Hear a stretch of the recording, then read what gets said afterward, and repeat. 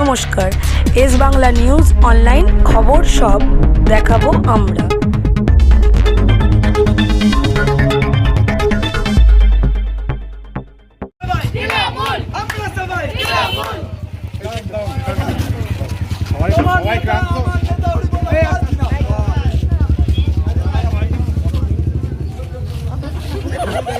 প্রতিবাদের ভাষা সবাই বলে তৃণমূল জানে।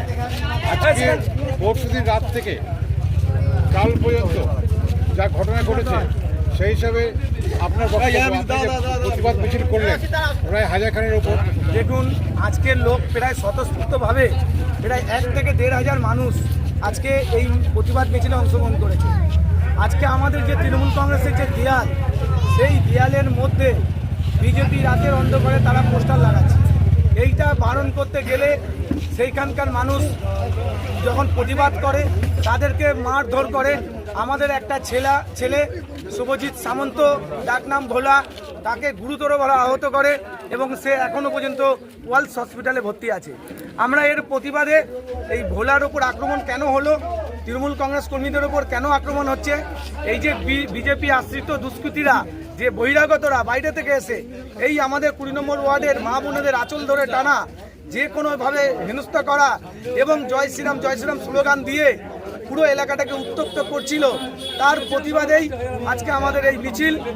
এতে স্বতঃস্ফূর্তভাবে আজকে সাধারণ মানুষ, সাধারণ কর্মী, তৃণমূল কংগ্রেসের সমস্ত শাখা সংগঠন এই মিছিলে আজকে অংশগ্রহণ করেছে। পাল্টা ওরাও বলছে বিজেপি থেকে অম্বরীশ আয়ার যে ওদের যে উঠতি নেতা বলতে পারেন আপনাদের ভাষাতেই, সেটা হিসাবে সে বলছে যে আপনাকে গ্রেফতার করতে হবে। কেন বলছে? দেখুন, ওরা বলতেই পারে, কেন ওরা উন্নয়ন নিয়ে তো কিছু বলার নেই ওদের।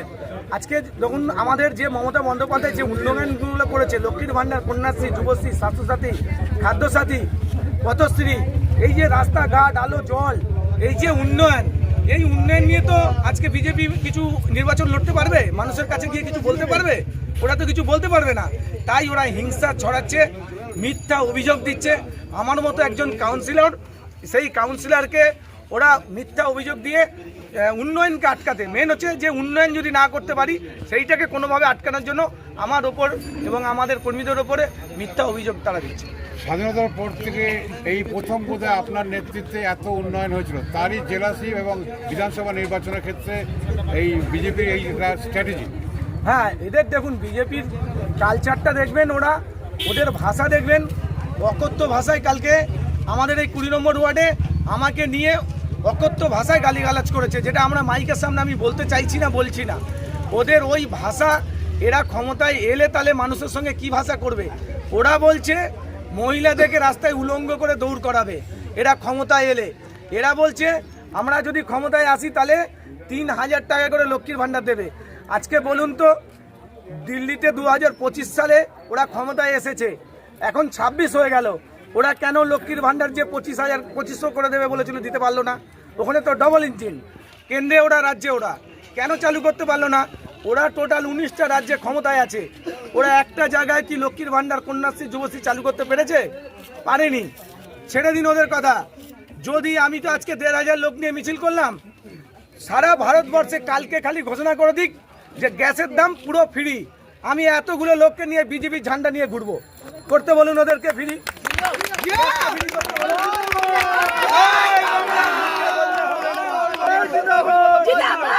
তাই আপনাদের কাছে বলছি, এখানকার শান্তপ্রিয় মানুষের কাছে আমি করজোড়ে আবেদন জানাচ্ছি যে বিজেপির প্ররোচনায় পা দেবেন না।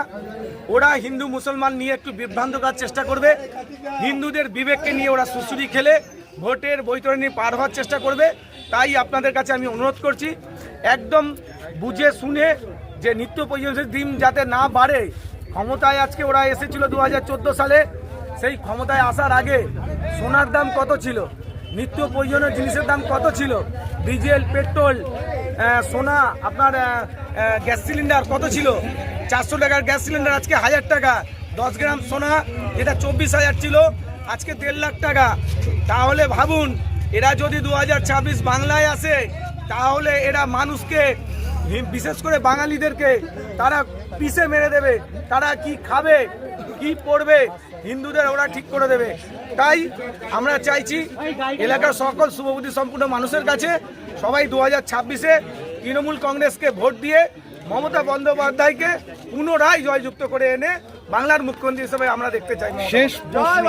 শেষ প্রশ্ন, আজকে যে মিছিল শুরু হলো প্রায় 2 ঘন্টার পর মিছিল শেষ হলো এবং মিছিলে আমরা দেখলাম যে মহিলাদের প্রচুর সংখ্যক বেশি এবং সেই রেকর্ড যে এই মানে মিছিল থেকে হলো এতদিন যে হয়েছে রাজনৈতিক কারণে বা যে কোনো কারণে আপনাদের মিছিল, তার থেকে আজকে রেকর্ড। তার মানে কি বিজেপির যে অত্যাচার বা দেখুন আমি বলছি বিজেপির যে কদর্য ভাষায় আক্রমণ, বহিরা দুষ্কৃতীরা এসে যে হামলা করছে, এটা এই 20 নম্বর ওয়ার্ডের সাধারণ মানুষ সেটা মেনে নিতে পারেনি।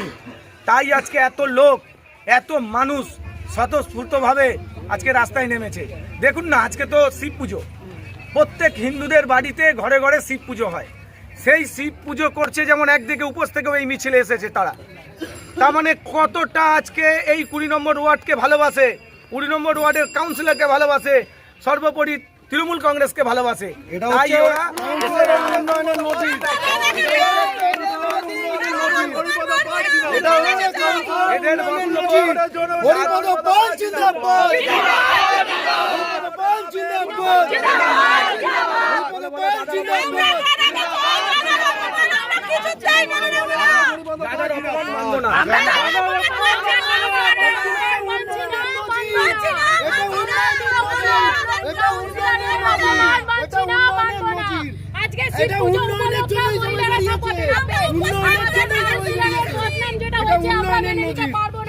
কেন কাউন্সিলরকে বলা হচ্ছে যে ওনাকে গ্রেফতার করা হোক, কিন্তু উনি কোনো ব্যাপারে এটাতে ছিলেন না, উনি কোনো সাথে পাশে থাকেন না, মানুষের পাশে থাকেন।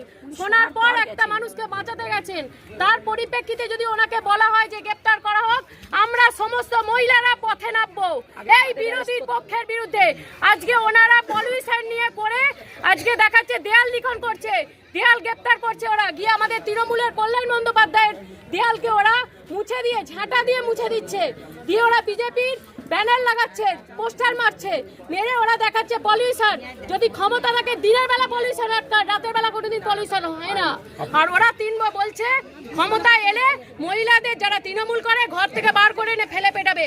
1 ইঞ্চি আমরা জমি ছাড়বো না, আমাদের গায়ে হাত দিয়ে রাখাক, আমরা শেষ রক্তবিন্দু পর্যন্ত আমরা লড়বো।